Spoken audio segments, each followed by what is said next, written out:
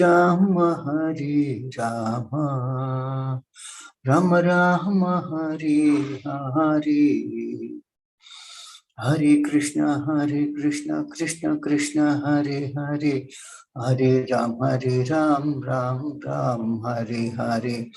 Hare Krishna, Krishna Krishna, Hare Hare, Hare Ram, Ram, Hare Hare.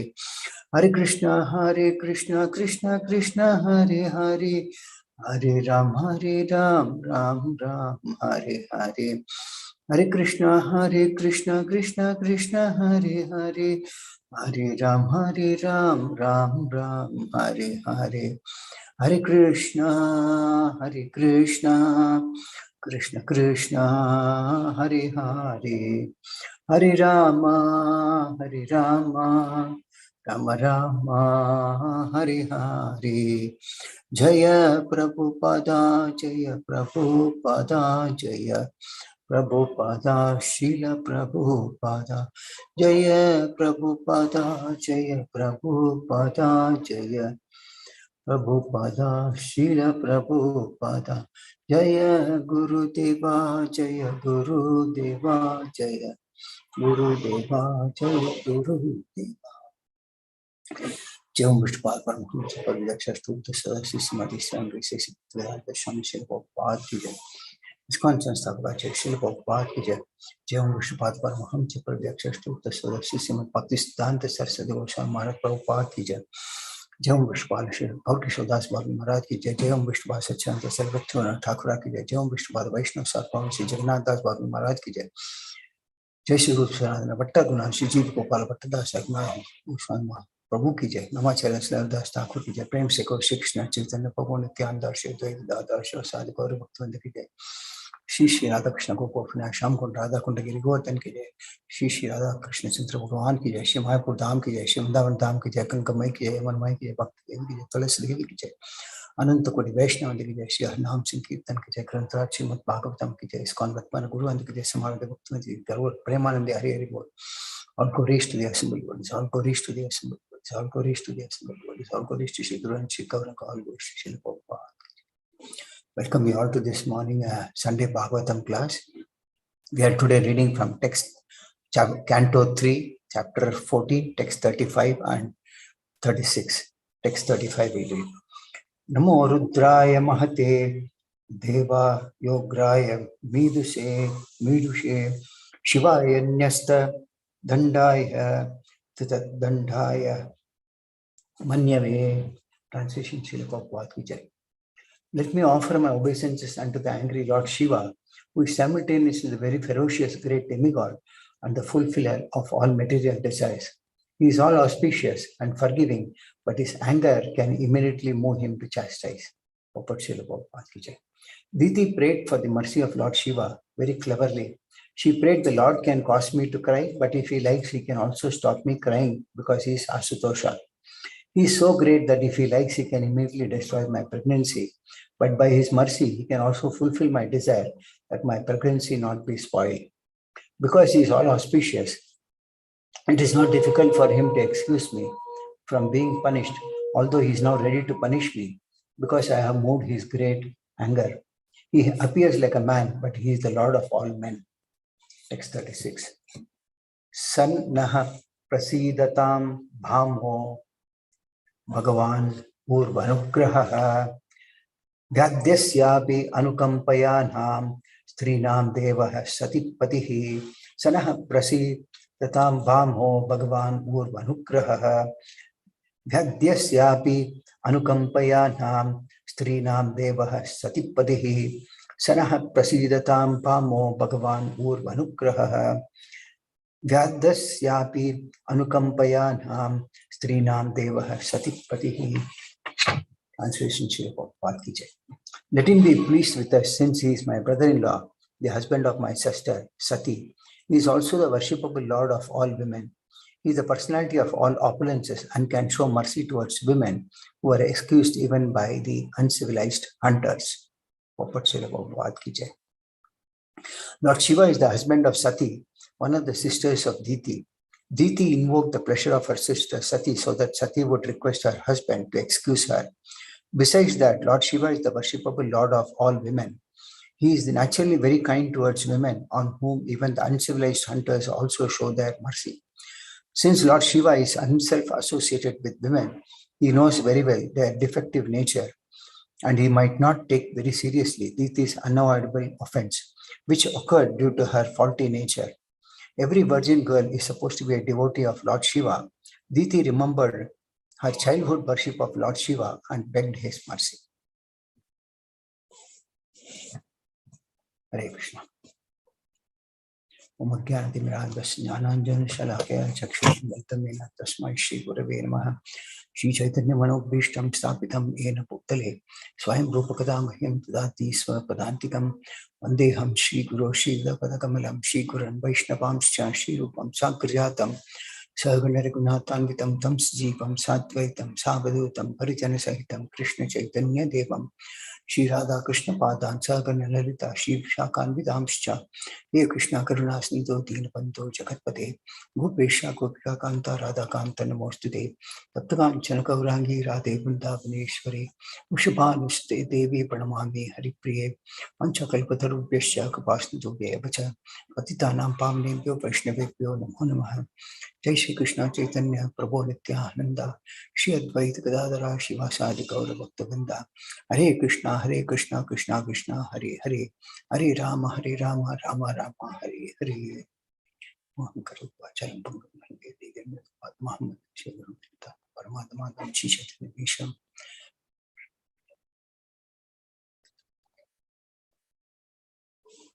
Hare Krishna. So here we see Diti offering her prayers to Lord Shiva, and in these two slokas, she is glorifying him by his various qualities. Now, there are very important points in this, but mainly we see that Diti has committed a blunder, and then it is said that she is trying to speak some very nice words by which Lord Shiva may be pleased, trying to glorify his qualities. And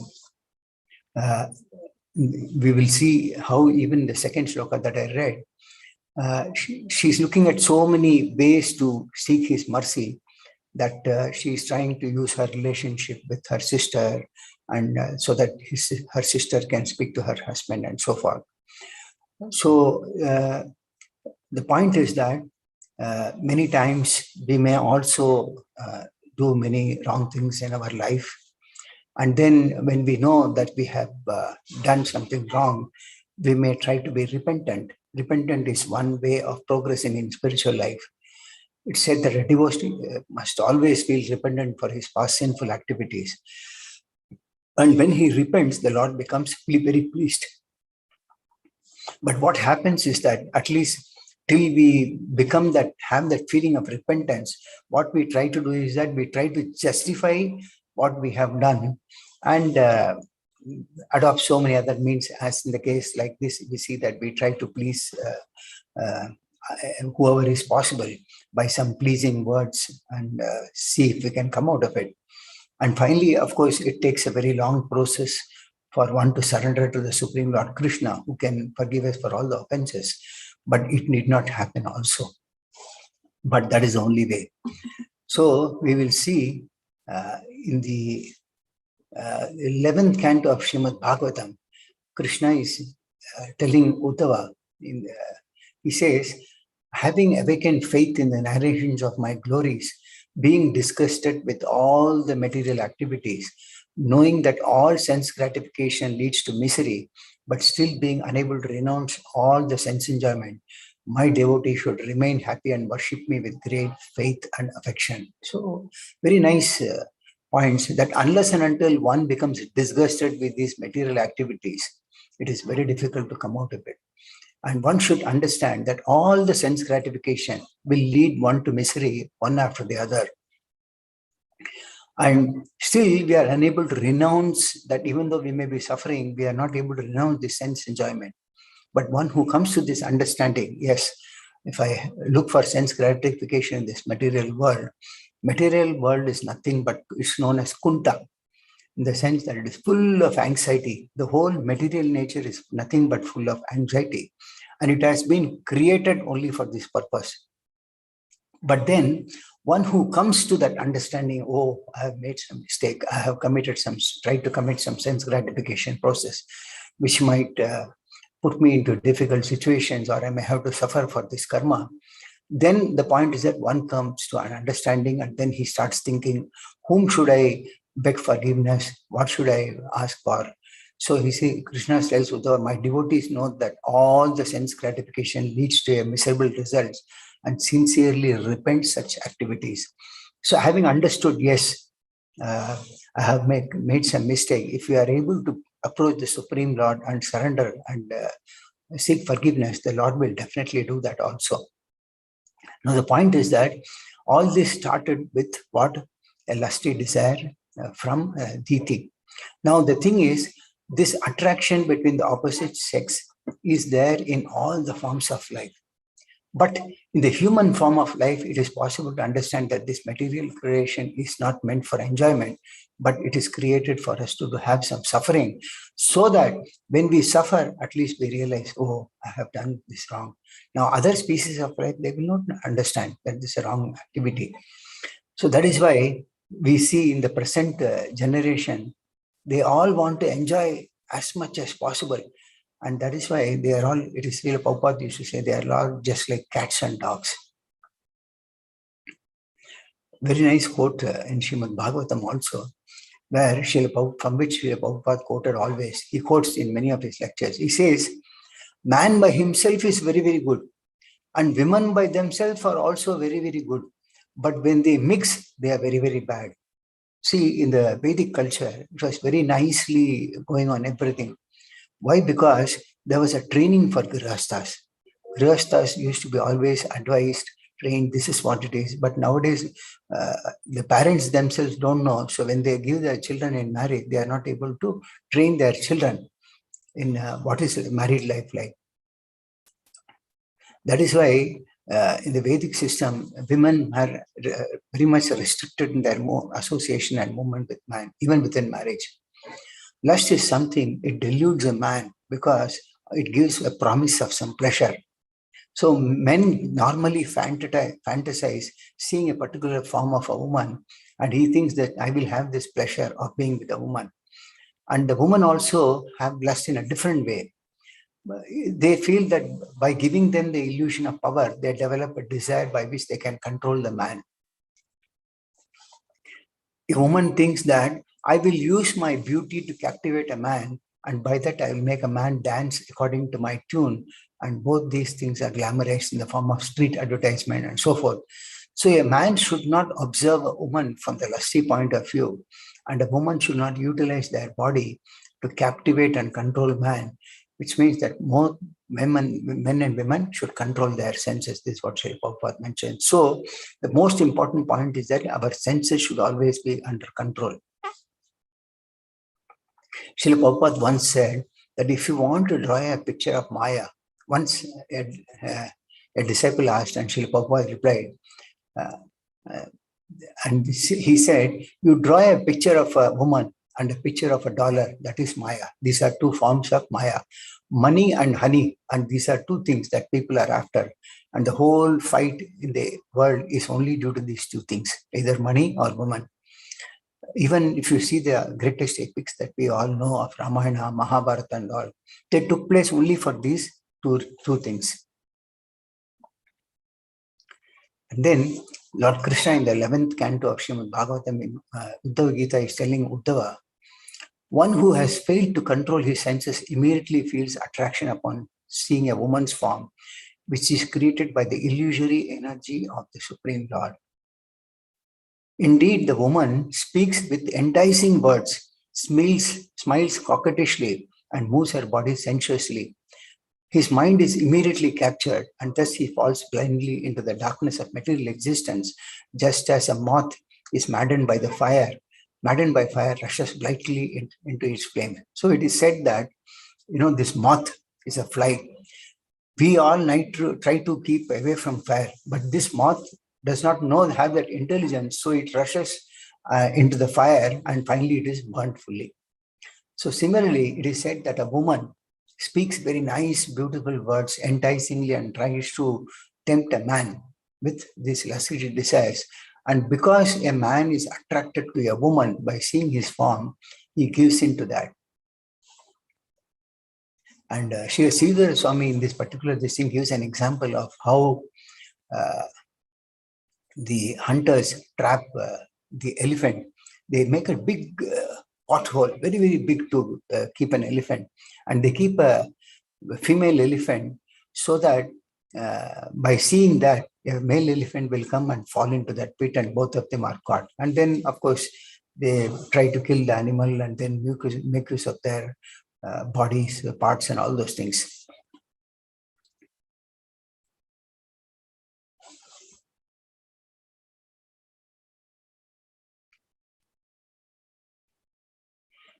And then he goes on to explain that,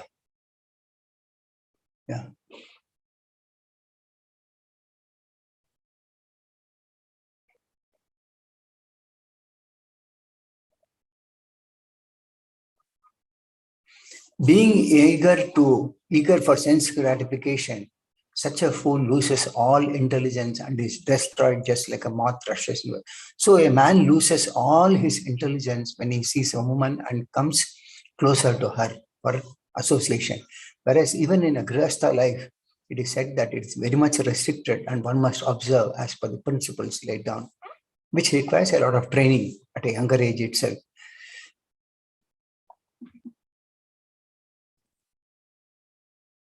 And he goes on to say that a saintly person should never touch a young girl. In fact, he should not even let his foot touch a wooden doll in the shape of a woman. That means a man should not even contemplate on touching a doll which is in the shape of a woman. And then what happens is that by bodily contact with a woman, he will surely capture by illusion. Just as an elephant is captured by the she-elephant due to his desire to touch her body. So this is what the material world is like.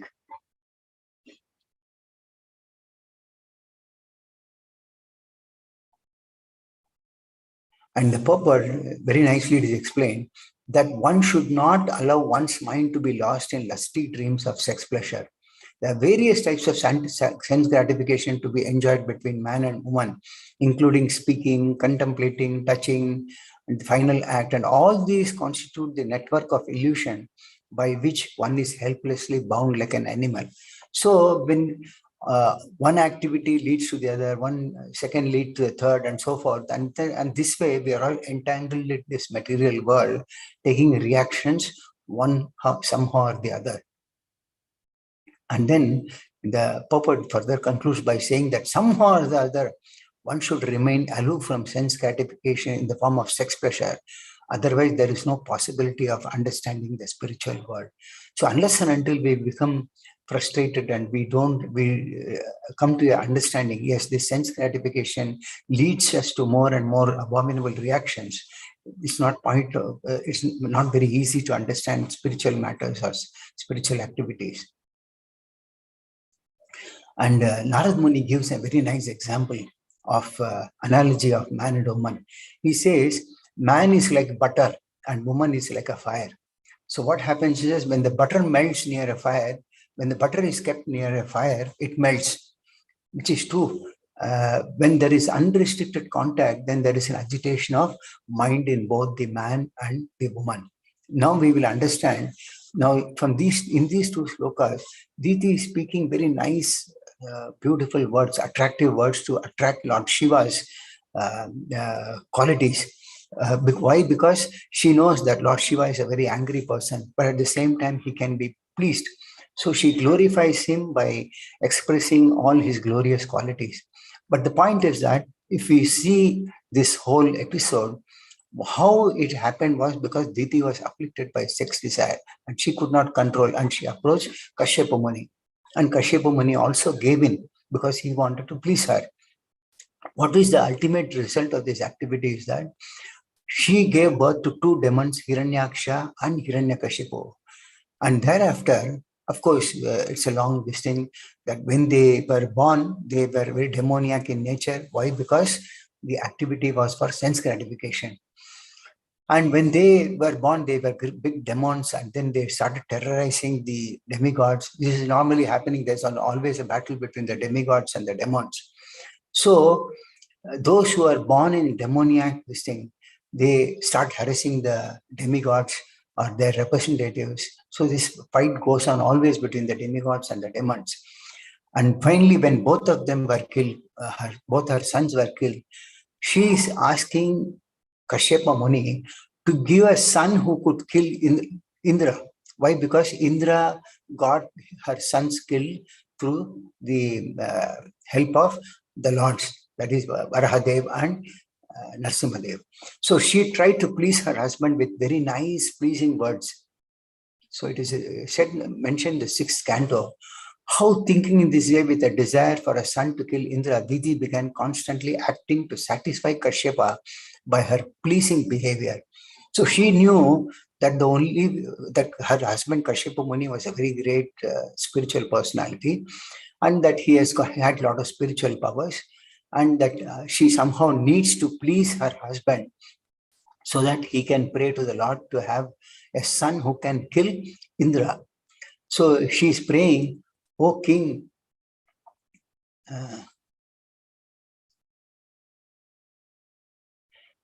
I mean, there's a conversation that is going on between this thing."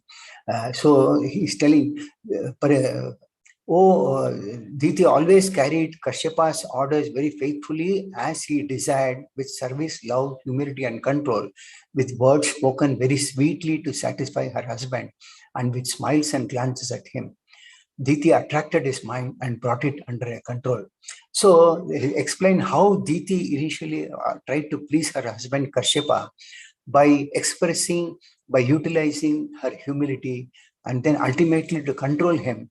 She tried to speak many nice, sweet, beautiful words, and with nice, beautiful smile and glances at him. So Diti attracted his mind and brought it under her control. And it is explained how when a woman wants to endear herself to her husband and make him very faithful, she must try to please him in all respects. The wife can receive all the necessities, ornaments, and full satisfaction for her senses. That means it is indicated here how Diti behaved initially to please Kashyapa Muni. And here also, after her both the sons are killed, she is trying to ask Kashyapa Muni for a favor, for which she is trying to please him. And then what is mentioned is, although Kashyapa Muni was a learned scholar, he was captivated by Diti's artificial behavior, which brought him under her control. Therefore, he assured his wife that he would fulfill her desires. Such a promise by a husband is not at all astonishing. So the point is that first she tried to engage in an activity which was not authorized, and then she had to suffer for that, and she gave birth to 2 demons. And later on, what happens when they became a terror across the entire material world, and then they had to be killed because the demigods are all devotees of the Lord, and they prayed, and then the Lord appeared as Narsimhadev and Varahadev to kill these 2 demons. And then now here what she is happening is she is asking for a son who can kill Indra, because it was Indra who incited them to kill her sons. Therefore, she was speaking again pleasing words to her husband by which he can get a son. So where did it start? It started with her lusty desire, which she could not control her senses. And whereas, as we will read as we go on, that a woman also has got a lot of responsibility in her family life. And when Diti was trying to seduce her husband, or tried to speak nice, pleasing words, even Kashyapa Muni at that time also assured his wife that he would fulfill all her desires. And so that's why it is that it's not at all astonishing that a husband is making a promise to a woman like that.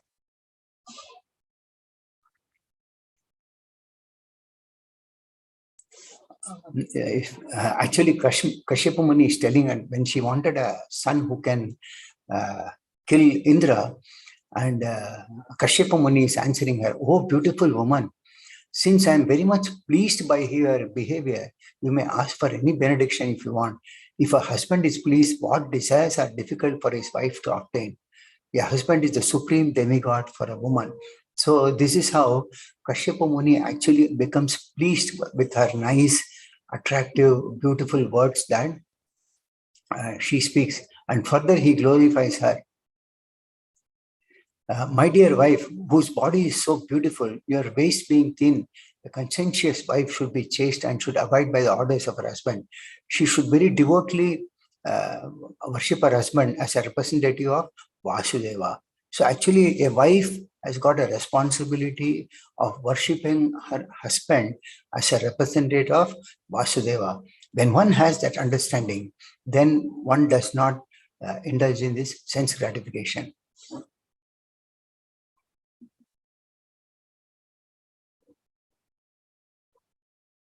That is when Kashyapa Muni says that I will fulfill all your desires, she says that I have now lost my sons. If you want to give me a benediction, give me an immortal son who can kill Indra.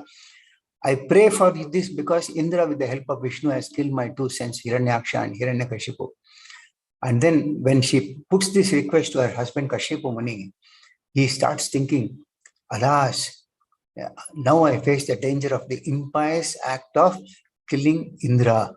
So then he realized that already I performed an activity which was not authorized in the scriptures, and now I'm facing the this thing of killing a person like Indra, and which he knows that it is an impious act.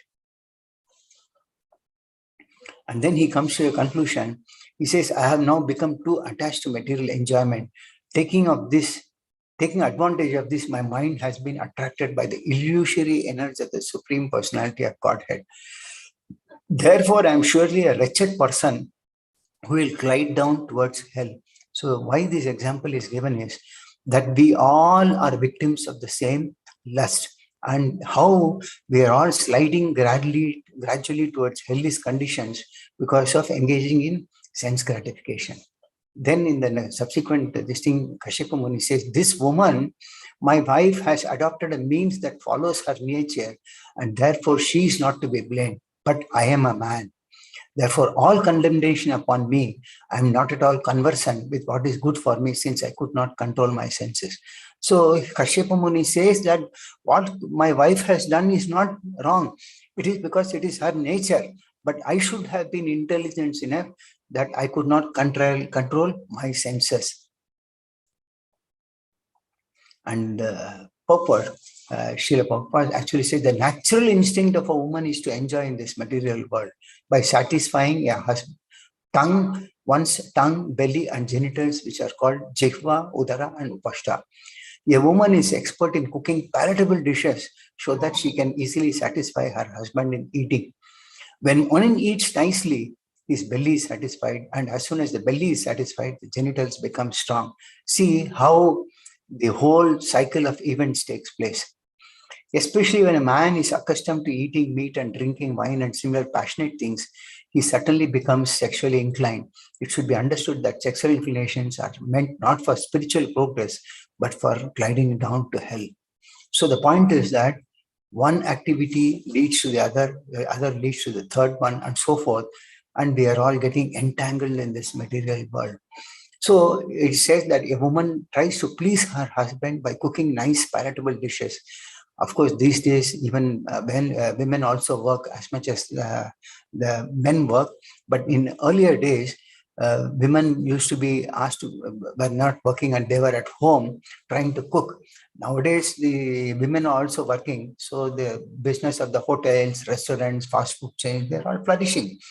And nobody knows what they use, what they put, garlic, onion, and all these induce one for sense gratification. That is all. That is why it is said that one must have a training in Grihastha life. What happens if there is a training, the woman knows that she has to cook without onion, garlic, and all those things. And then it is offered to the Lord. We can't offer to the Lord with onion and garlic and all those things. So when we eat all those things, and then particularly eating meat, drinking wine, All these things agitate a person's genitals and he finds it difficult to control. Once his belly is satisfied, then the genitals become very, very strong.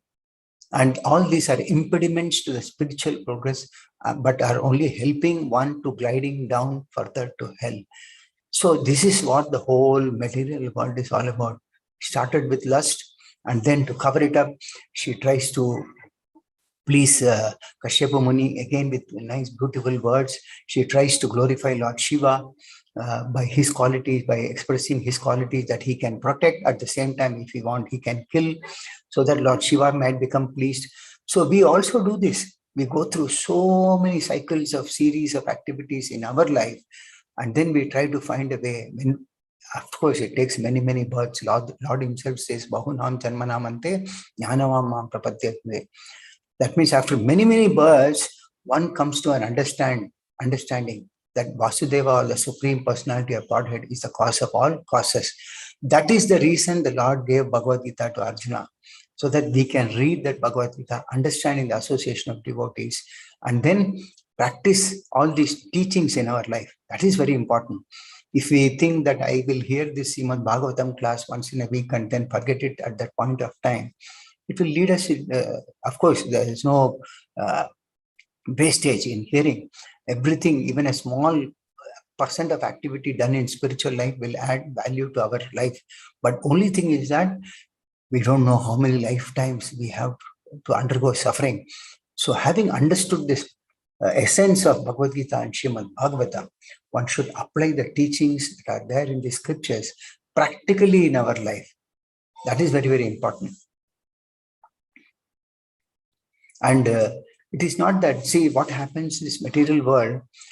Here Diti is worried about her children who are in her womb.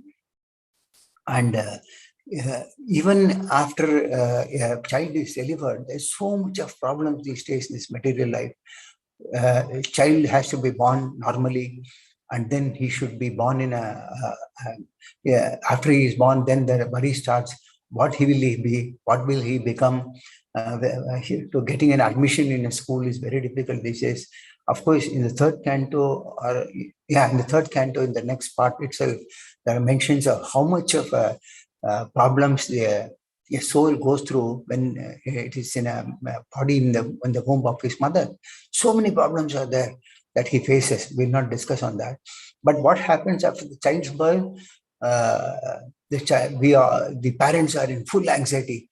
I must put him in the best school or college. Now, whether he is going to read or study in the school or college, parents don't know. Because if they are of demoniac nature, they may not even go to the school or college. They may wander around, loiter around, and create disturbance to others, which is what I mentioned, that there's always a battle between divine and demoniac people.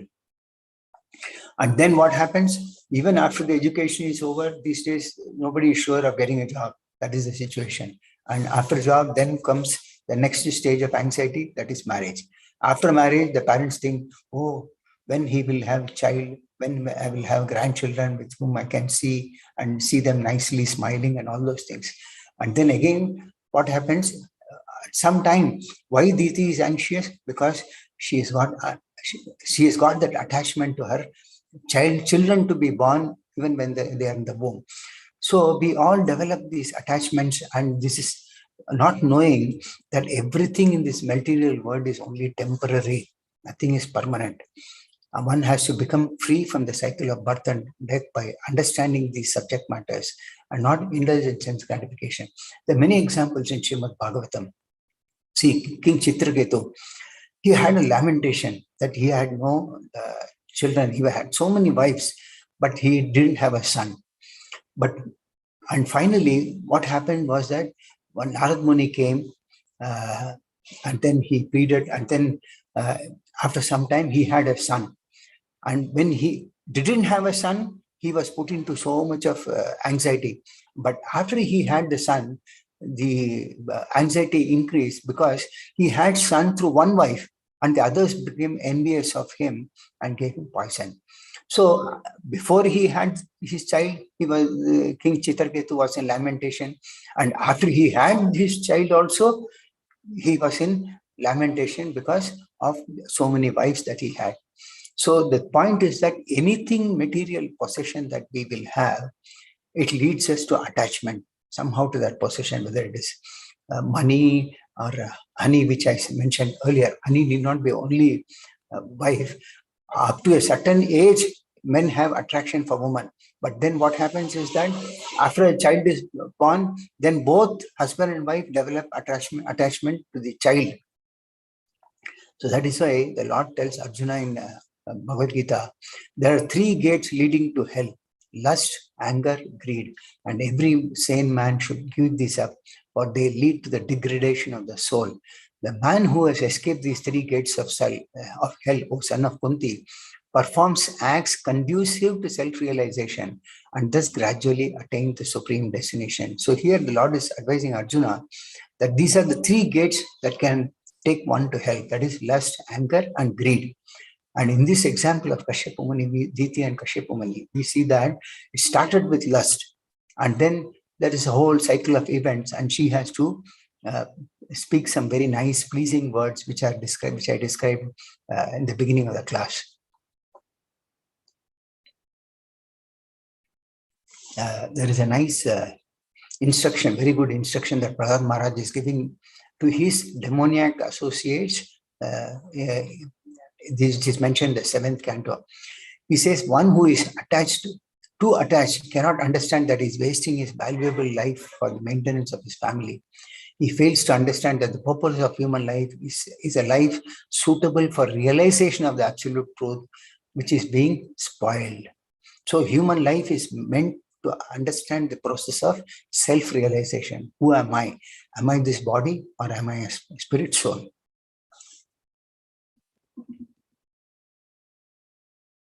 And he further says that an attached person in material existence always suffers from 3-fold miseries, and he does not develop a distaste for the way of material existence. So even though one may be suffering, but one will not still give up that sense gratification process.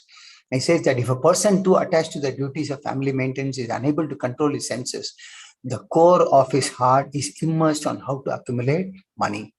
Because when we have children, then we need a lot of money. And these days, money doesn't come very easily.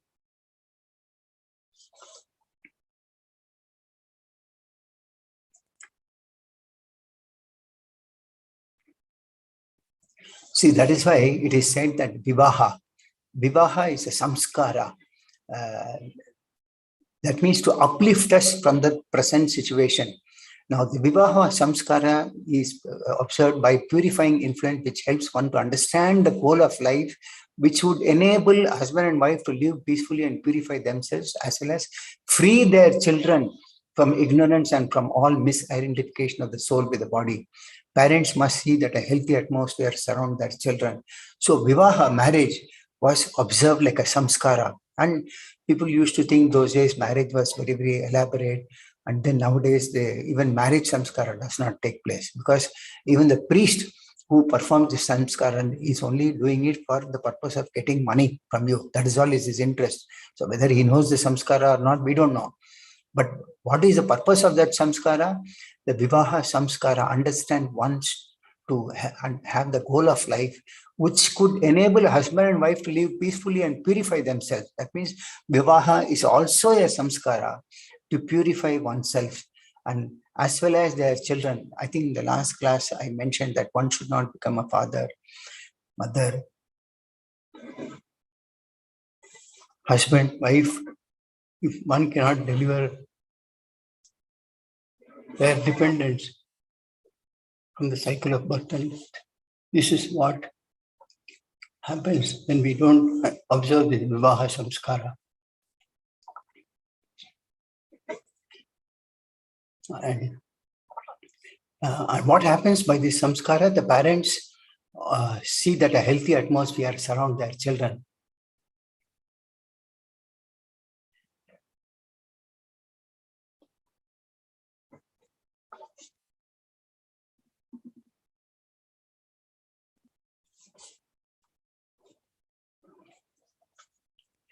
Yeah, there is also a quote in Srimad Bhagavatam That in the traditional Vedic marriage, the wife is so chaste that she prays, that she meditates, that she should leave her body before her husband leaves. That is because her only concern is the welfare of her husband and her children. So in the traditional Vedic marriage, the wife is more concerned about the welfare of her husband and her children, which is called Sumangali in the south, and in the north it is called Karva Chauth. There are also cases where the husband fell sick and she would pray in those cases that let her husband leave earlier so that she can serve him till the end. Not only that, in the marriage samskara, a woman considers the man considers a woman as the Lord's property, protect and cherish her with great respect and tenderness, as well as lead her to salvation. Accepting her husband as Krishna's representative, the wife should be chaste, submissive, and serve him with great affection and devotion. Of course, one should see the blessings of the spiritual master, who is always happy to see his disciples form ideal couples and live together. So the spiritual master is equally concerned that a husband and wife couple live happily together. And Srila Prabhupada concludes that if the implementation of the Vedic system is there, then the marriage is always successful. So the Vedic system of implementation of marriage was very, very successful, which is now not existing.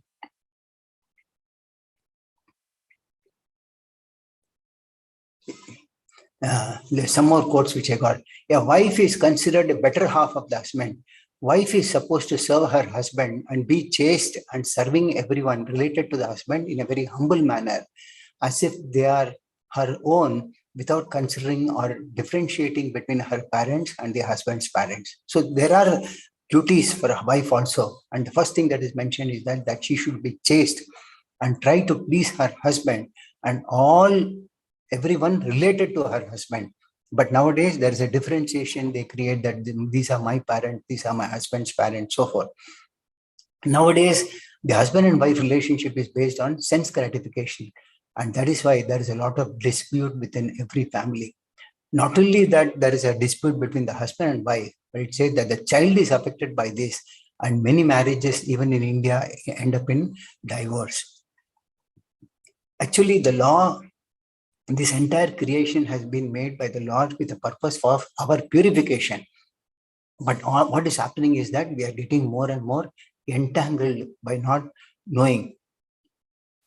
So when Diti made this plea, Kashyap Muni considered that it is very difficult or very risky to be a householder unless one is trained and the wife is a follower of her husband.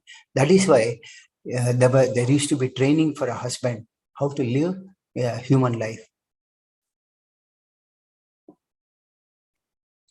Now, fear is something which is very, very natural once you come to this material world. Something or other will always keep us giving this fear.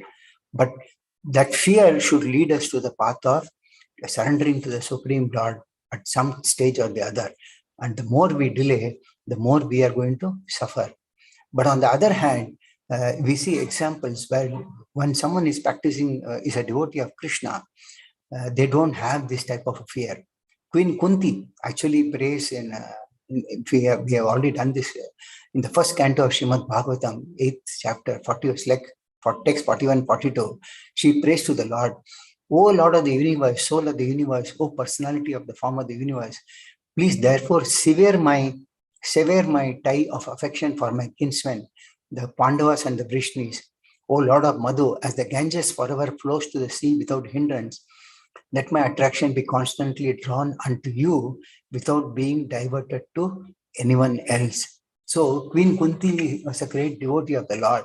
And here in this particular sloka, she prays that sever my attachment to all my kinsmen, the Pandavas and the Vrishnis, and let my attraction be always drawn towards you without diversion to anyone else. Because Krishna is the person to whom we should have natural attraction.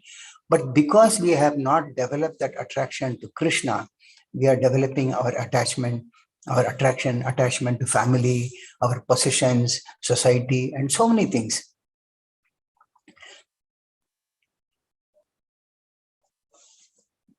In the first canto itself, in the 18th chapter, Sutta Goswami tells the sages, self-controlled persons who are attached to the Supreme Lord Shri Krishna can all of a sudden give up the world of material attachment, including the gross body and subtle mind, and go away to the highest perfection of the renounced order of life, by which non-violence and renunciation are consequential.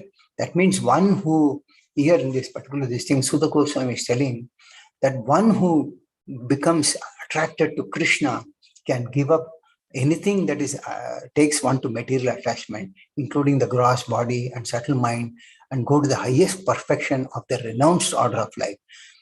What happens when one progresses in spiritual life? Two things come: non-violence and renunciation. And renunciation is a very important thing that one should develop only in this human form of life. It is not possible in animal form of life. When Parikshit Maharaj was cursed to do death, he took it as a blessing. And he says in Srimad Bhagavatam first canto, the Supreme Personality of Godhead, the controller of both the transcendental and material worlds, has graciously overtaken me in the form of a Brahmana's curse. Due to my being too much attached to the family life, the Lord, in order to save me, has appeared before me in such a way that only out of fear I will detach myself from this world. Sorry, one second.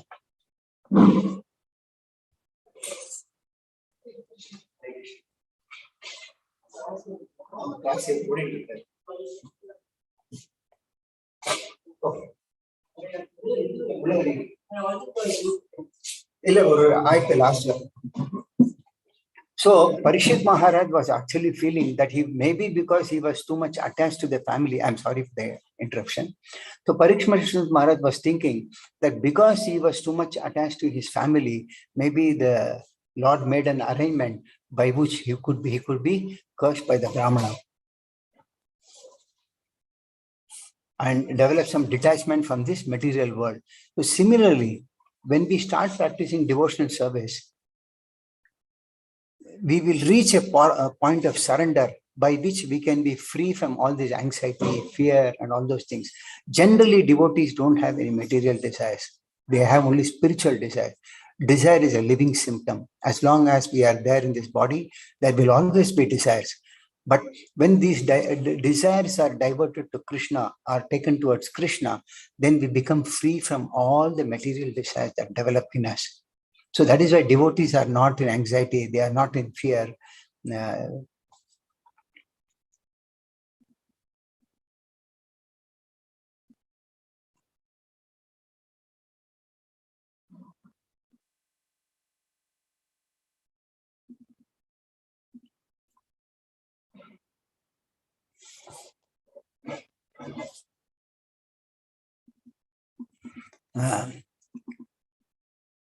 I wanted to give two quotes which are very, very important.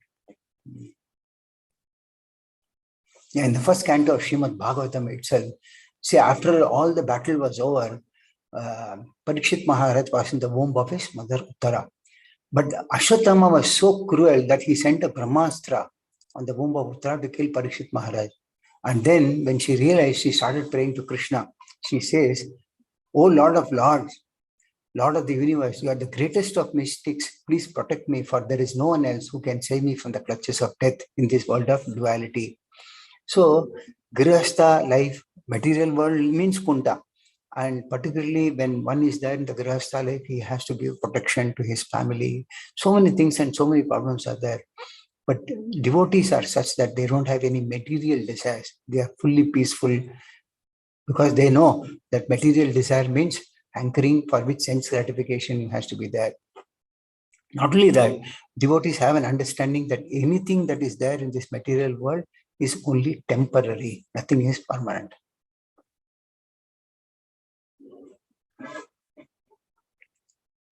And we find in this third canto itself, in the 25th chapter, Lord Kapila is explained to Mother Devahuti. Attachment for something material is the greatest entanglement for a spirit soul. And the same attachment, when applied to a devotee, opens the door of liberation. That means the greatest impediment that we have is our attachment to anything that is material, that includes our family, children, all those things. So here we see that Diti was becoming attached to the womb in the child. Even before the child, took birth in this material world. And we have this attachment which goes on up to the end of our life. And that is how the whole material world is about. And then only way out is to take to the process of devotional service to Krishna.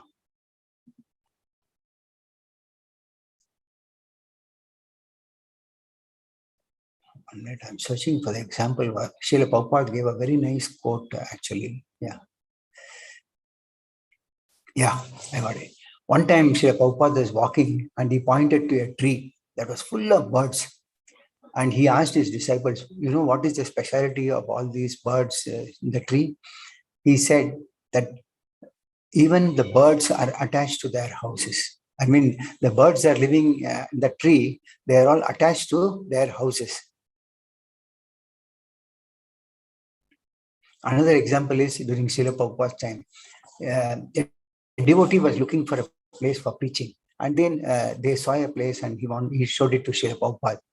Srila Prabhupada, it was actually looking a bit old, but what more than anything, they wanted to show it to Srila Prabhupada. And when Srila Prabhupada came to see that building, a small rat came out of the shelf. Immediately, Srila Prabhupada said, this is what happens when one is attached too much to the family and its possessions. This person, Srila Prabhupada said, that is the rat, was a landlord in this place. But because of too much attachment to his possessions and because of his karma, he had to take the body of a rat in the same place.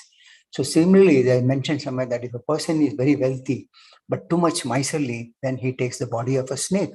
So if you have money, but if you are a miserly person, not spending for the Lord or anything related to the Lord, you can take the body of a snake. Just as here, this Srila Prabhupada said that this rat was too much attached to his possession. That's why he's become a rat in the same place. So that is what the material world is about. But at the same time, you see, in Vaikuntha, it is said that women are very, very beautiful, but the men are not carried away because both the men and women are engaged in the service of the Lord. That they don't even have time to think about the beauty of the other sex.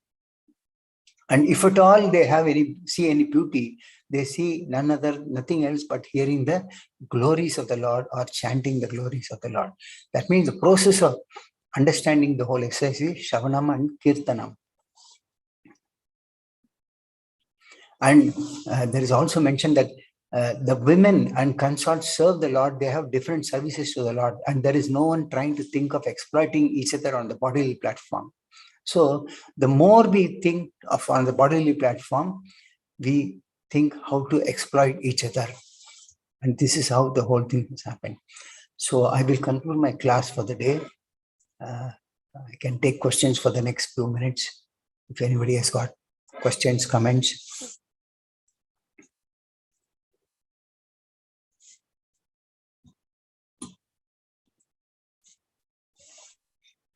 Hare Krishna, Prabhuji. Thank you for the wonderful class. That reasons of falling down into this cycle of birth and death and miseries. So, but I like the one statement very much that anything we get attracted to the wrong things. If we develop attraction to Krishna, then we are relieved. That was very powerful, Prabhuji. Thank you, Mataji. Thank you. Thank you. Thank you, Prabhuji. Hare Krishna. Anybody else? Any other questions? Hare Krishna, Prabhu, Dandavat Pranam. Hare Krishna, Prabhu, Dandavat Pranam, Prabhu. Prabhuji,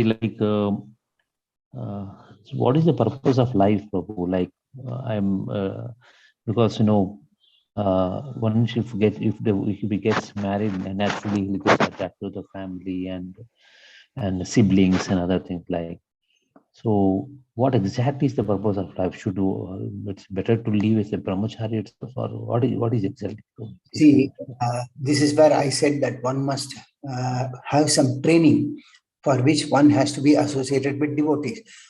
Now, up to the human form of life, or even above the human form of life, it is said in the scriptures that people don't have the time to think about self-realization. Self-realization is understanding who am I? Am I this body or am I the spirit soul? Number one. What is the duty of the spirit soul? Now, material creation, as I mentioned before in the beginning of the class, is created for us to purify our existence. We all have a desire to enjoy separately from the Lord instead of trying to serve the Lord and please the Lord. So when we have an attitude for separate enjoyment, the Lord sends us here to this material world just for us to learn and understand that at least in the human form of life, now you know that other species of life, they cannot understand. And it is said that even those who are above the human form of life, they may become a demigod or whatever it is, they also are busy because they are seeing so much of opulence. Like we see today, many rich people, they don't want to have any devotion to Krishna. So human form of life is meant to have this self-realization process. And there are rules and regulations to be understood and implemented in the right spirit in all the ashramas, whether one is a brahmachari, one is a grihastha, one is a vanaprastha or a sannyasi. Ideally, when one comes here, one should understand this. But because we don't understand the scriptures, we don't want to understand also. Forget about understanding. We don't even want to understand and associate with devotees and try to understand. And we want to get into sense gratificatory processes, which puts us further and further into cycle of birth and death. So even in the Grihastha ashrama, it is said that one can marry. Prabhupada said you can have even thousands of children, but provided if you have Krishna conscious children, because they will be free from the cycle of birth and death. Not only they will be free, but if you make your children Krishna conscious, they will deliver you also. So there are so many samskaras that are there in the Shastras. One must understand the importance of these samskaras, practice these samskaras properly, whether as a grihastha or a brahmachari. So grihastha life is also, there is a way of living, but we have not understood it and we don't want to understand. That is the biggest impediment. So one should try to associate with devotees and try to understand the intricacies of this material life. That is what the human life is meant for. It is meant for understanding the process of self-realization, which should ultimately lead us to the path of surrender to the Supreme Personality of Godhead, Krishna. That is all. Did I answer? I tried to answer in a small nutshell, Prabhu. It's a long... Yes, Prabhu. Yes, Prabhu. Yes, clear. Prabhu, one more, normally, see, we get attached to things because of their presence and reciprocation is there. But actually, self-realization should be there of thinking of Krishna. And when we don't get the reciprocation from Krishna, how can we get attached to Krishna, Prabhu? How do we understand this? You cannot say that you don't get reciprocation from Krishna. Krishna is there to reciprocate. And in fact, it is said that if one says that, okay, from now on, at this moment onwards, I'm here, Krishna is there to reciprocate. But the thing is, we want something to suit ourselves, our convenience. So that is why we don't surrender to Krishna. I will go to the sloka which I gave today, the example, that Diti committed. But the thing is, she was trying to please demigod, Lord Shiva, by nice, beautiful, attractive words. Which don't we try to do that? If we know that we have made a mistake, we are still not prepared to surrender to the Lord. Even if we might have heard many times, Sarva Dharman Parityaja, are we surrendered? So this is a process. It is a process, and it takes time. For which association with devotees is the most important thing. Who will teach you what is the importance of life, how to practice what in life, at what stage, and so forth. Yes, Prabhu. Yes, Prabhu. Relation is very, very happy. But this is Kali Yuga, so everything is degrading. The samskaras are degrading, the priests are degrading. But Lord has given a very simple process. Chant the Hare Krishna Mahamantra. In fact, Srila Prabhupada, it is said that Srila Prabhupada was not against the Grihastha ashram, but one should have a spiritual master and seek guidance from the spiritual master. And there are cases where Srila Prabhupada advised their disciples to chant extra rounds before getting involved in the activity. Why? Because they will have children who will be God conscious. See, even in Kali Yuga, simple methods are given, but we don't follow. That is the problem. Following sadhu, shastra and guru is very important for progress in spiritual life, for which again association of devotees is a must. You cannot follow sadhu or a guru unless until you understand shastra, which again has to be understood from, the three are intertwined, for which one needs the association of devotees. And here regularly Bhagavad Gita, Srimad Bhagavatam, not only here, we must apply the teachings in our life. That is very important. If you take it from one year and throw it from the other year, no use if you don't apply practically in your life, the teachings. The teachings, as you were saying, the teachings you should apply. I agree, Prabhu. But different persons have different degree of grasping all the teachings, isn't it, Prabhu? Like maybe like I am a dull head. It's very difficult for me to recollect things. Once I read, also I forget it very soon. So how do I mature myself, Prabhu, from this, so that I can? You may be having difficulty in understanding. You may also have difficulty in implementing the teachings what we discuss. But you should not have difficulty in chanting, isn't it? Simplest process in this Kali Yuga is chanting the holy name of the Lord. Is that possible? Yes, Prabhu, it's very easy. Then we can. The entire process starts with only Shravanam Kirtanam, Shravanam Kirtanam, Shravanam Kirtanam, Kirtanam, Shravanam Kirtanam. If you chant your rounds very sincerely and regularly, Srila Prabhupada said you can free yourself from the cycle of birth and death in this lifetime itself. Srila Prabhupada said, no, you need not have to go through so many life cycles. But if you do that as per the way Prabhupada instructed, just chant the holy name of the Lord. And Prabhupada did not restrict one to progress in spiritual life. But if you begin the process by hearing and chanting the holy name of the Lord, that is enough. If you do that sincerely, Lord will help you make progress in the spiritual life. And it can be successfully completed even in one lifetime. This is what Srila Prabhupada said.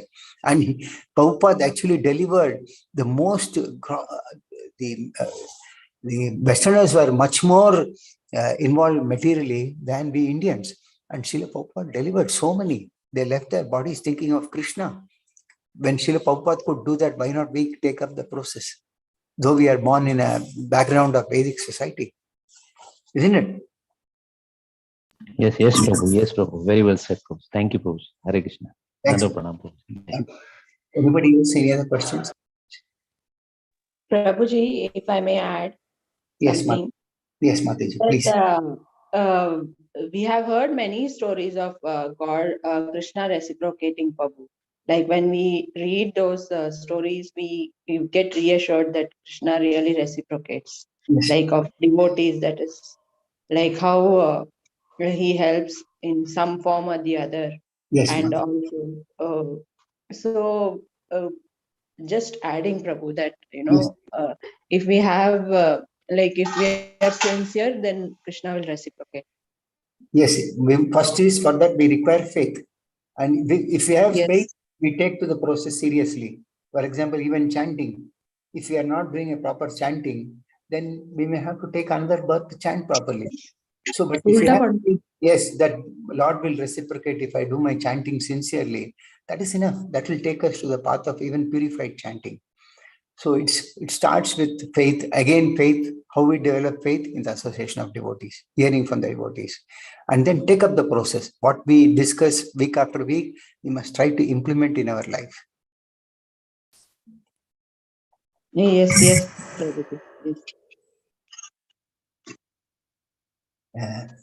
Any other questions? Prabhu, one more small question, Prabhu. So how to be detached from normally with the family, Prabhu? What is the best way to get detached from the family life? And Krishna comes from the word karshan, which means attachment, beauty, attraction. So if you are able to develop attraction for Krishna, you don't have to practically try to develop detachment. This detachment will automatically come on its own. When you don't have attraction for Krishna, then this attraction develops for other material things like family, money, and all those things like that. But if you are able to divert your attachment, the same thing to Krishna, thinking that everything belongs to Krishna. Whether your family is also a representative of Krishna, I should not exploit them. The money is also given by you to you by Krishna. You should utilize it very carefully in the service of the Lord's devotees, the things related to the Lord. Then that's where the purification takes place. But anything that you use for your sense gratification will be an impediment. So that is why we should try to develop attachment to Krishna, which will bring detachment from all material things. So many examples I gave today in the last classes also. Dhruva Maharaj, he had a desire to sit in the lap of his father, but when he was deprived, he prayed to the Lord that, and then his mother said that you go to the forest and perform tapasya, and a small child could see Krishna, isn't it? And Lord Krishna gave him the benediction. But when he came, he repented. He thought that I should have not have asked for anything material. So it all happens in our life, no problem. But having understood, we should try to follow whatever teachings that we hear and try to apply it in our life practically. That is the only way. Attachment to Krishna only can bring a detachment from all things material. Otherwise, if you develop an attachment to some other demigod, it need not develop detachment. Yes, thank you, Prabhu. It's clear. Thank you. Very good. Anybody else? Any other questions, comments?